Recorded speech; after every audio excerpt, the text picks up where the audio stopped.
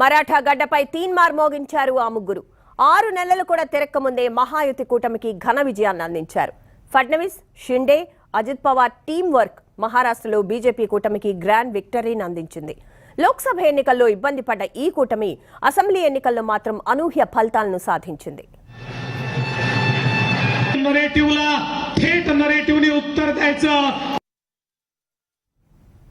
Parliament ఎన్నికల్లో NDA సర్కారుకు shock ఇచ్చిన రాష్ట్రాల్లో మహారాష్ట్ర ఒకటి. 6 నెలలు కూడా తిరక్కముందే అక్కడ జరిగిన అసెంబ్లీ ఎన్నికల్లో ఈ కూటమి బలంగా పుంజుకుంది. విజయమే పరమావధిగా మహాయుతి ప్రదర్శించిన చాణక్యం కూటమికి విజయాన్ని కట్టబెట్టింది. ప్రధానంగా మహిళ, ఓబీసీ, రైతుల అండతో అధికారాన్ని నిలుపుకుంది.